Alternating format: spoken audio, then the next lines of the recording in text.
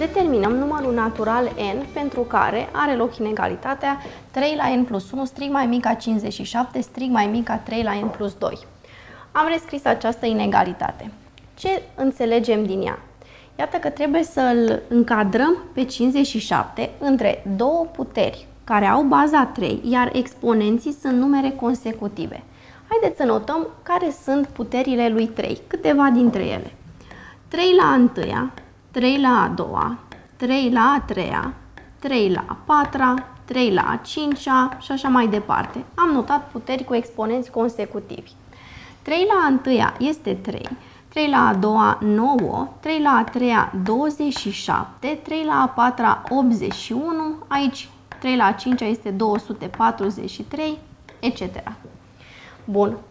Dacă am alege ca 3 la n plus 1 să fie 3, la a întâia, puterea consecutivă va fi 3 la a doua, adică 3 și 9. 57 este cuprins între 3 și 9? Nu. Deci 3 la a întâia nu ne-a folosit. 3 la a doua și 3 la a treia. Avem aici 9, 27. Din nou nu putem să-l încadrăm pe 57. Pentru 3 la a treia, haideți să vedem ce obținem. Și 3 la a patra. 27 și 81. Aici îl putem încadra pe 57. Deci am avut 3 la a treia și 3 la a patra, obținând 27 și 81. Prin urmare, putem alege pe n plus 1 3 și evident că n plus 2 este 4. Haideți totuși să-l scriem. Ce rezultă de aici? Că n ia valoarea 2. Iată, am găsit o primă soluție pentru problema noastră. Mai departe, am avut aici 3 la a treia, haideți să-l alegem pe 3 la a patra. Deci, verificăm dacă pe 57 îl putem încadra între 3 la a patra și 3 la a cincea, adică între 81 și 243. Nu se poate și, bineînțeles, cu cât vom mări exponentul, cu atât e clar 57 nu vom putea încadra între numerele obținute. Deci singura soluție pe care am obținut-o este n egal cu 2. Să determinăm acum numărul natural n pentru care are loc egalitatea. 7 la n plus 1 împărțit la 7 la a patra este 49 la puterea 2 la a treia. Atenție, aici nu este 2 înmulțit cu 3, ci 2 la exponentul 3.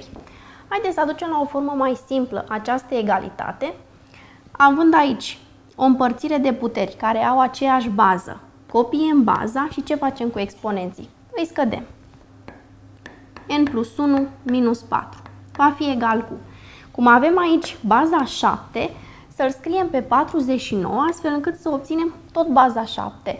49 este 7 la ce putere? La a doua, totul la 2 la a treia, care înseamnă 8. Deci, 7 la n plus 1 minus 4 este 7 la 16. Ce am obținut? Avem o egalitate de puteri care au aceeași bază. Asta înseamnă că și exponenții sunt egali. Și am găsit că n plus 1, deci rezultă, n plus 1 minus 4 este egal cu 16. Acest calcul 1 minus 4, iată că nu l-am făcut nici înainte, nu știm, nu am învățat încă să-l facem, vom învăța de-abia în clasa 6-a. De aceea, cum putem rezolva această ecuație în n? Foarte simplu. Pe 4 îl trecem peste egal cu semn schimbat, la fel și pe 1. Deci, n va fi 16 plus 4 minus 1. 20 minus 1, 19 și iată, n este egal cu 19.